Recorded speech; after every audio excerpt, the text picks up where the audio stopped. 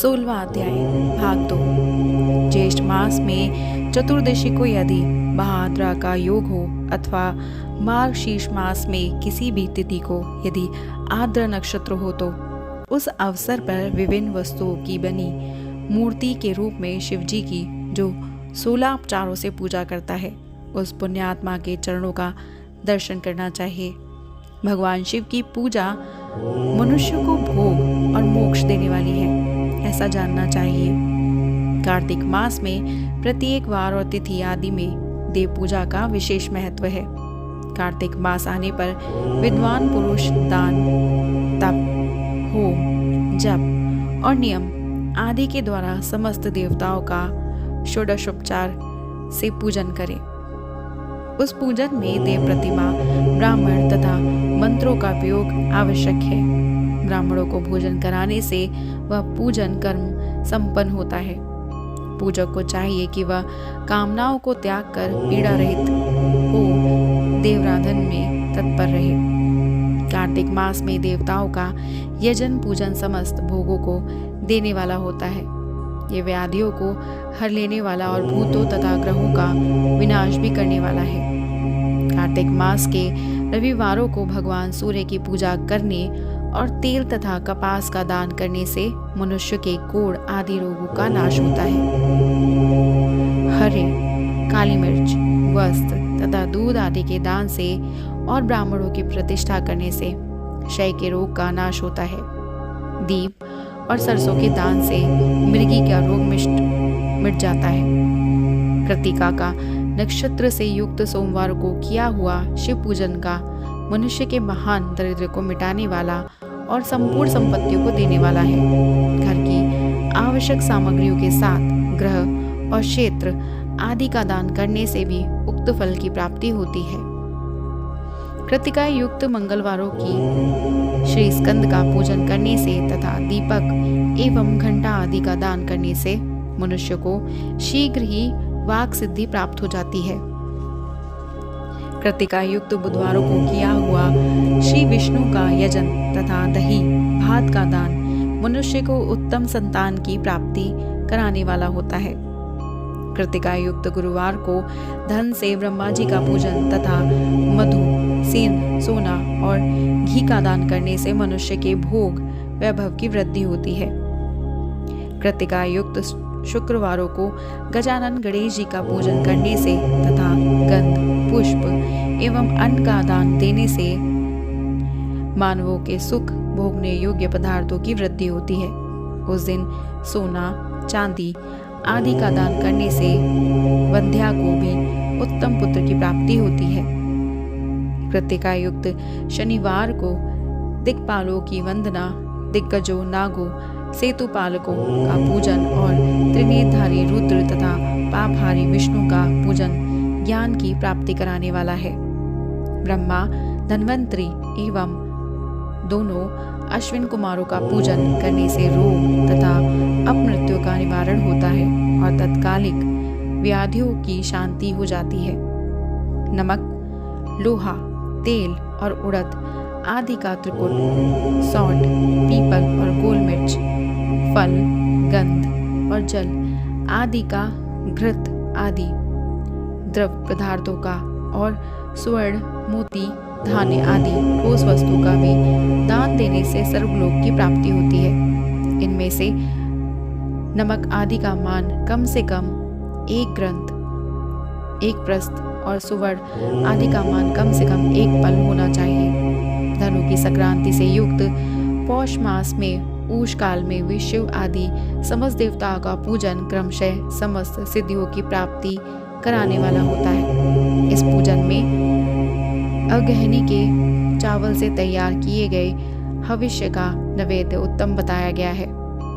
पौष मास में नाना प्रकार के अन्न का नैवेद्य विशेष महत्व रखता है। मार्गशीर्ष मास में केवल अन्न का दान करने वाले मनुष्य को संपूर्ण अभीष्ट फलों की प्राप्ति हो जाती है। मार्गशीर्ष मास में अन्न का दान करने वाले मनुष्य के सारे पाप नष्ट हो जाते हैं। वह अभीष्ट सिद्धि, आरोग्य, धर्म, वेद का सम्यक ज्ञान, उत्तम अनुष्ठान का फल, इहलोक और परलोक में महान भोग तथा अंत में संतान योग तथा वेदांत ज्ञान की सिद्धि प्राप्त कर लेता है। जो लोग भोग की इच्छा रखने वाले हैं वह मनुष्य मार्ग शीर्ष मास आने पर कम से कम 3 दिन भी पूष काल में अवश्य देवताओं का पूजन करे और पौष मास को पूजन से खाली न जाने दे। पूष काल से लेकर संगम काल तक ही पौष मास में पूजन का विशेष महत्व बताया गया है। पौष मास में पूरे महीने भर जितेंद्र और निराहार रहकर द्विज प्रातः काल से मध्याह्न काल तक वेद माता गायत्री का जप करें। तत्पश्चात रात को सोने के समय तक पंचाक्षर आदि मंत्रों का जप करें। ऐसा करने वाला ब्राह्मण ज्ञान पाकर शरीर छूटने के बाद मोक्ष प्राप्त कर लेता है। द्विजेतर नर नारियों को त्रिकाल स्नान और पंचाक्षर मंत्र के ही निरंतर जप से विशुद्ध ज्ञान प्राप्त हो जाता है। इष्ट मंत्रों का सदा जप करने से बड़े बड़े पापों का नाश हो जाता है। पौष मास में विशेष रूप से महानैवेद्य चढ़ाना चाहिए। यहाँ बताई गई सभी वस्तुएं 12 की संख्या में समझनी चाहिए, जैसे चावल 12, भार काली मिर्च 12, प्रस्थ मधु और घृत, कुड़व मूंग द्रोण 12 के व्यंजन, घी में तले हुए पुए लड्डू और चावल के मिष्ठान, प्रस्थ दही और दूध और 12 नारियल आदि फल, 12 सुपारी, कपूर, कत्था और 5 प्रकार के सुगंध द्रव्यों से युक्त 36 पत्ते 5 दिन महानैवेद्य बनता है। इस महानैवेद्य को देवताओं को अर्पण करके वर्णानुसार उस देवता के भक्तों को दे देना चाहिए। इस प्रकार के ओद नैवेद्य से मनुष्य पृथ्वी पर राष्ट्र का स्वामी होता है।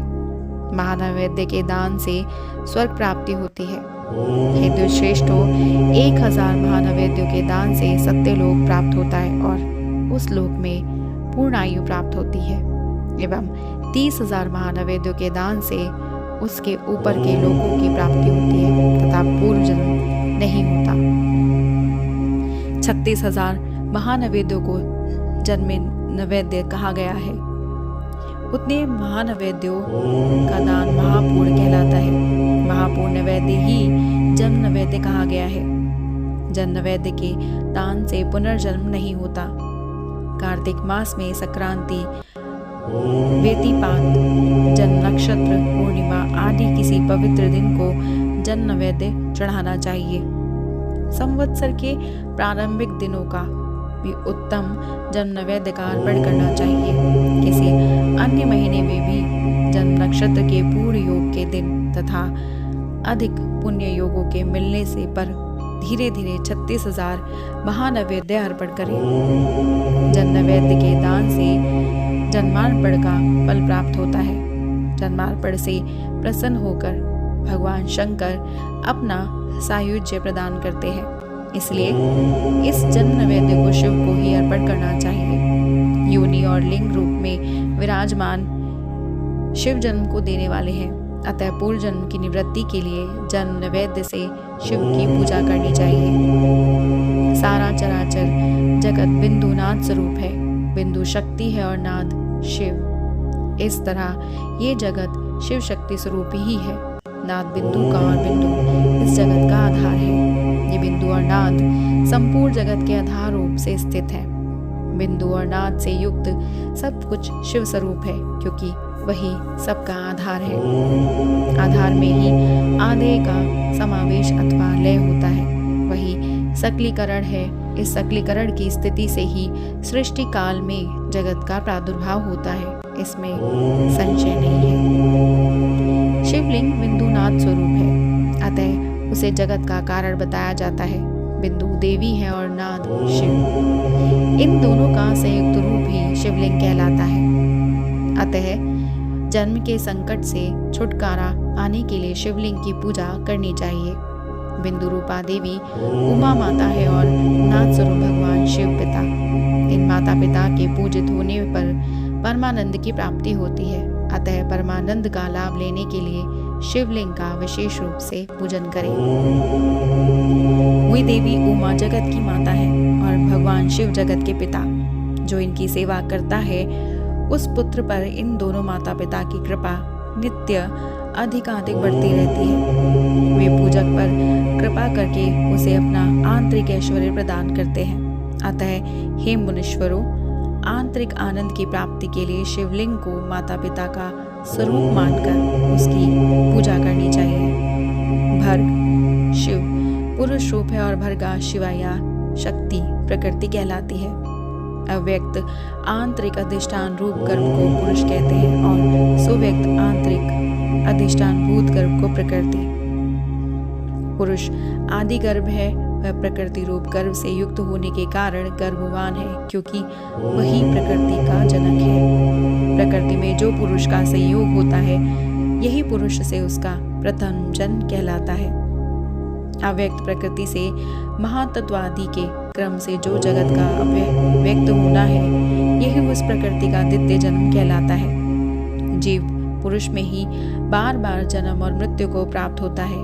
माया द्वारा अन्य रूप से प्रकट किया जाना ही उसका जन्म कहलाता है। जीव का शरीर जन्मकाल से ही जीर्ण 6 भाव विकारों से युक्त होने लगता है, इसलिए उसे जीव ये संज्ञा दी गई है। जो जन्म लेता है और विविध पाशों द्वारा बंधन में पड़ता है उसका नाम जीव है। जन्म और बंधन जीव शब्द का ही अर्थ है। अतः जन्म मृत्यु रूपी बंधन की निवृत्ति के लिए जन्म के अधिष्ठान भूत माता पृथ्वी स्वरूप शिवलिंग का भली भांति पूजन करना चाहिए। शब्द आदि पंचतंत्र मात्राओं तथा पंचेंद्रियों से विषय ग्रहण करने से भ अर्थात वृद्धि को गच्छित अर्थात प्राप्त होती है, इसलिए भग शब्द का अर्थ प्रकृति है। भोग ही भग का मुख्य शब्दार्थ है। मुख्य भग प्रकृति है और भग भगवान शिव कहे जाते हैं। भगवान शिव ही भोग प्रदान करने वाले हैं, दूसरा कोई और नहीं दे सकता। भग प्रकृति का स्वामी भगवान ही विद्वानों द्वारा भर्ग कहलाता है। भर्ग प्रकृति से संयुक्त परमात्मा लिंग और लिंग संयुक्त भग प्रकृति ही इस लोक और परलोक में नित्य भोग प्रदान करते हैं। अतः महादेव के शिवलिंग की पूजा करनी चाहिए। संसार को उत्पन्न करने वाले सूर्य और उत्पन्न करने के कारण जगत की उनका प्रत्यक्ष चिन्ह है, इसलिए उनका एक नाम भग भी है। पुरुषों को लिंग में जगत को उत्पन्न करने वाले लिंग की ही पूजा करनी चाहिए। सृष्टि के अर्थ को बताने वाले चिन्ह के रूप में ही उसे लिंग कहा जाता है। लिंग परम पुरुष शिव का बोध कराता है। इस प्रकार शिव और शक्ति के मिलने के प्रतीक को ही शिवलिंग कहा गया है। अपने चिन्ह के पूजन से प्रसन्न होकर महादेव उस चिन्ह के कार्य रूप जन्म आदि को समर्पित कर सकते हैं तथा पूजन को पूर्व जन्म की प्राप्ति नहीं होती। अतः सभी लोगों को यथा प्राप्त ब्रह्मा और मानसिक षोडशोपचार से शिवलिंग का पूजन करना चाहिए। रविवार को की गई पूजा पूर्व जन्म का निवारण कर देती है। रविवार को महालिंग की प्रणव ओम से ही पूजा करनी चाहिए। उस दिन पंचगव्य से किया गया अभिषेक विशेष महत्व का होता है। गोबर, गोमूत्र, गोदुग्ध, उसका दही और गोघृत ये पंचगव्य कहे जाते हैं। गाय का दूध, गाय का दही और गाय का घी, इन तीनों को पूजन के लिए शहद और शक्कर के साथ पृथक पृथक भी रखें और इन सबको मिलाकर सम्मिलित रूप से पंचामृत भी तैयार कर लें। इनके द्वारा शिवलिंग का अभिषेक एवं स्नान कराएं। फिर गाय के दूध और अन्न के मेल से नैवेद्य तैयार करके प्रणव मंत्र के उच्चारण पूर्वक उसे भगवान शिव को अर्पित करें। संपूर्ण प्रणव को ध्वनि लिंग कहते हैं। स्वयंभूलिंग नाद स्वरूप होने के कारण नादलिंग कहा गया है। यंत्र या अर्घा बिंदु स्वरूप होने के कारण बिंदु लिंग के रूप में विख्यात है। उसमें अचल रूप से प्रतिष्ठित जो शिवलिंग है वह मकार स्वरूप है, इसलिए मकार लिंग कहलाता है। सवारी निकालने आदि के लिए जो चरलिंग होता है वह उकार स्वरूप होने से उकार लिंग कहा गया है तथा पूजा की दीक्षा देने वाले जो गुरु या आचार्य है उनका विग्रह आकार का प्रतीक होने से आकार लिंग माना गया है। इस प्रकार प्रणव में प्रतिष्ठित आकार, उकार, मकार, बिंदु, नाद और ध्वनि के रूप में लिंग के 6 भेद हैं। इन 6 लिंगों की नित्य पूजा करने से साधक जीवन मुक्त हो जाता है, इसमें संशय नहीं है। भक्ति पूर्वक की गई पूजा मनुष्य को पूर्व जन्म से छुटकारा दिलाती है। रुद्राक्ष धारण से 1/4 विभूति धारण से आधा, मंत्र जप से 3/4 और पूजा से पूर्ण फल प्राप्त होता है। शिवलिंग और शिव भक्त की पूजा करके मनुष्य मोक्ष प्राप्त करता है। हे द्विजो, जो इस अध्ययन को ध्यानपूर्वक पढ़ता सुनता और उसकी शिव भक्ति सुदृढ़ होकर बढ़ती रहती है। इस प्रकार श्री शिव महापुराण के अंतर्गत प्रथम विद्वेश्वर संहिता में पार्थिव पूजा आदि का प्रकार वर्णन नामक 16वां अध्याय पूर्ण हुआ।